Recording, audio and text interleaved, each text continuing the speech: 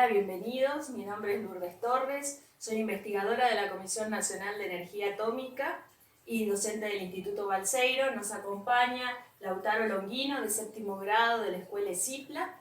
Los invitamos a hacer con nosotros una serie de experimentos con radiaciones ionizantes, pero antes vamos a tener una breve introducción teórica.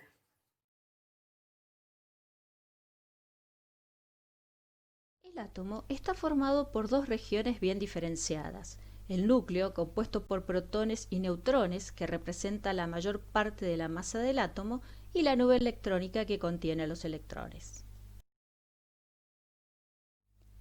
A los neutrones y a los protones se los denomina de manera genérica nucleones. Podemos asociar al núcleo tres números característicos: el número atómico Z, que indica la cantidad de protones y define el elemento químico; el número N, que indica la cantidad de neutrones; y el número másico A, que indica la cantidad de nucleones.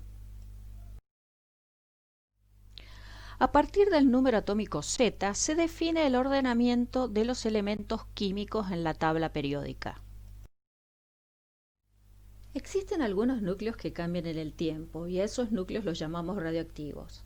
Así definimos como radioactividad al fenómeno de transformación espontánea de un núcleo y que en el proceso se libera energía en forma de radiación. Para un mismo número atómico Z, los núcleos pueden tener distintos números de neutrones y así definimos los isótopos. En el ejemplo presentamos la familia del hidrógeno. Todos tienen un protón, pero distinta cantidad de neutrones, y así entonces tenemos tres isótopos: el hidrógeno 1, el deuterio y el tritio. De los tres isótopos, dos son estables y el tritio es el isótopo radioactivo del hidrógeno. Así entonces, a partir del ordenamiento de los isótopos, surge la tabla de nucleídos. Por todo lo dicho, entonces, ¿de qué hablamos cuando hablamos de radiación? Las radiaciones son partículas u ondas electromagnéticas que se propagan desde una fuente que las emite hacia un receptor, transportando energía, y en ese proceso influyen o modifican de alguna forma el medio por el cual se propagan. Podemos clasificar a las radiaciones según su origen, de dónde provienen. Entonces las podemos clasificar en nucleares si provienen del núcleo del átomo y no nucleares a todas aquellas que no provengan del núcleo. También las podemos clasificar en función de la energía que transportan. Así las llamamos ionizantes, aquellas que poseen energía suficiente para extraer electrones de un átomo, y no ionizantes, aquellas que no posean esta propiedad.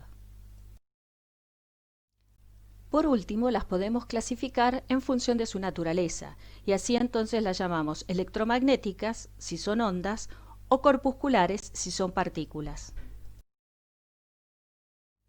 Las radiaciones electromagnéticas son las que forman el espectro electromagnético que conocemos y van desde las señales de radio, microondas, infrarrojo, la luz visible, ultravioletas, rayos X y rayos gamma.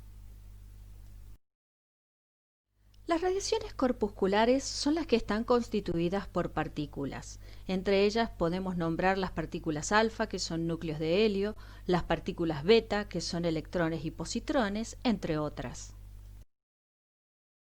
Resumiendo, radiación es sinónimo de radioactividad y la respuesta es no.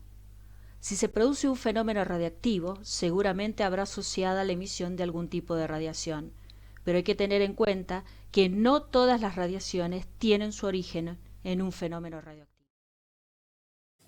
Ahora vamos a hacer experimentos para medir radiaciones asociadas a fenómenos radioactivos o lo que también llamamos decaimientos radioactivos. Vamos a medir radiaciones alfa, beta y gamma, que son radiaciones que provienen del núcleo, son nucleares, que son ionizantes, y además tenemos radiaciones de partículas y radiaciones electromagnéticas.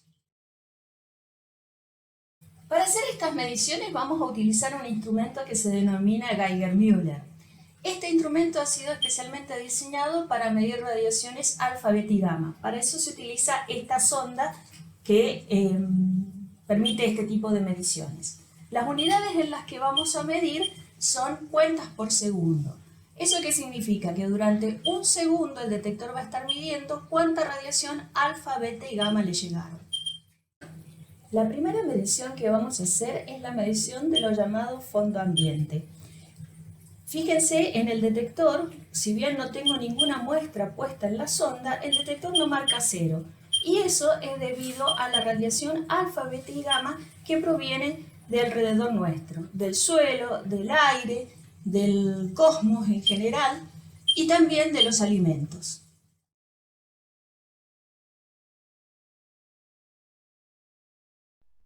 Para poder grabar los números que aparecen en el detector y se puedan ver en la pantalla, vamos a colocar al detector en la mesa con un celular mirando directamente la imagen, el display del detector.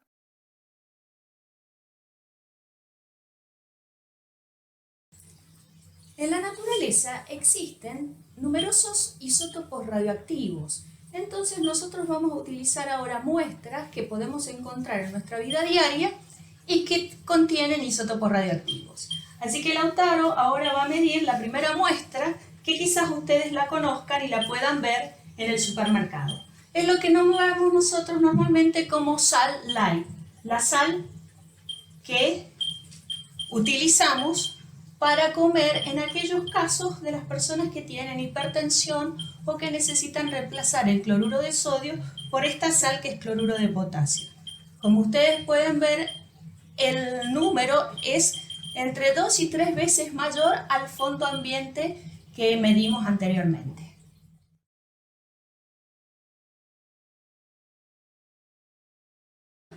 Ahora vamos a medir otra cosa que es de uso cotidiano, que es el petróleo. Acá Lautaro nos muestra sedimentos de petróleo que quedan en los caños de las destilerías. Fíjense que el número es muy superior al fondo ambiente. ¿Por qué? Porque cuando nosotros extraemos el petróleo que viene de las profundidades de la Tierra, también trae uranio y las hijas que son producto de la cadena de decaimiento radioactivo.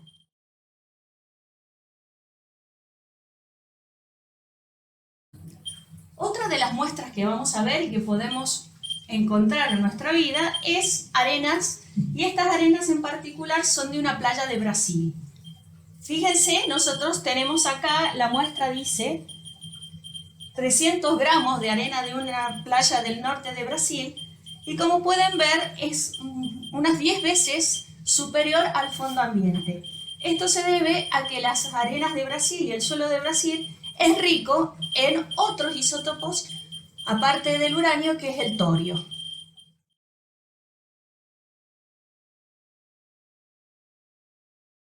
Entonces estamos hablando del uranio, del torio, y entonces lo que vamos a ver ahora es una piedra de uranio que pertenece a una cantera de la Comisión Nacional de Energía Atómica de La Rioja. La formación es uranofano.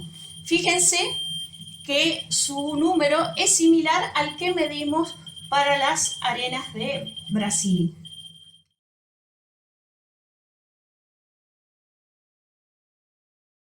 Otra de las muestras que vamos a ver ahora es una muestra muy particular, un amigo que nos acompaña siempre, que es este huesito de dinosaurio de la zona de los Menucos en Río Negro. Es una tibia de Carcharodontosaurio que tiene aproximadamente 90 millones de años. Fíjense que el número es superior a todo lo que hemos visto hasta ahora. Y la pregunta es, ¿los dinosaurios eran radioactivos? La respuesta es que no, que cuando fosilizó absorbió los materiales que había alrededor del suelo, y entre ellos Río Negro es una zona muy rica en uranio.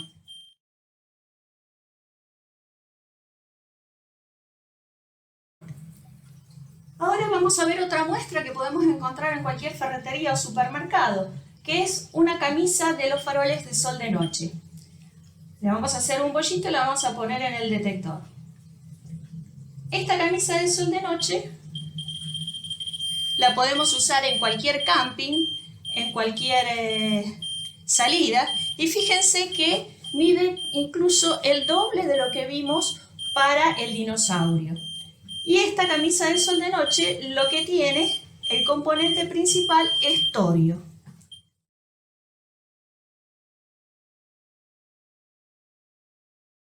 Si tenemos entonces una muestra radioactiva que emite radiación alfa, beta y gamma, ¿qué podemos hacer para protegernos? Una forma de protegernos de la radiación alfa es utilizar, por ejemplo, distancia o algún material que nos proteja, como puede ser el papel. Para hacer esta demostración vamos a utilizar la camisa de sol de noche, un papel entre la camisa y el detector para ver cuál es el efecto. Si ustedes miran el valor que nos indica el detector, ha caído aproximadamente 1/3 del valor que teníamos sin el papel. Podemos utilizar otros materiales como por ejemplo plástico para protegernos de la radiación beta. Entonces vamos a poner entre la muestra y el detector una laminita de plástico. Si ustedes miran el número que estamos midiendo, ahora cayó aproximadamente a 1/3 del valor original.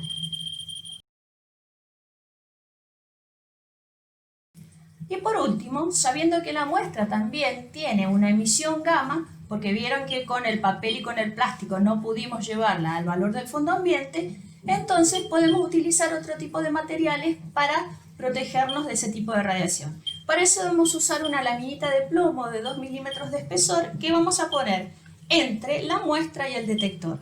Si ustedes se fijan, el valor que estamos midiendo está muy cercano al valor del fondo ambiente que midimos al principio.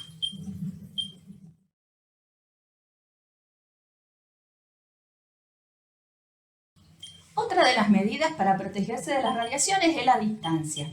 Fíjense, nosotros tenemos ahora la muestra cercana al detector y la vamos a ir alejando de a poco. Si ustedes se fijan en lo que va marcando el detector, a medida que la muestra se aleja, el valor que está marcando disminuye hasta el fondo ambiente. Y el último principio de la radioprotección es el tiempo en el cual está uno cercano a la fuente. Fíjense que si yo dejo quieta la fuente en el detector marca un número, pero si yo la muevo rápidamente sobre el detector, el número que marca es mucho menor.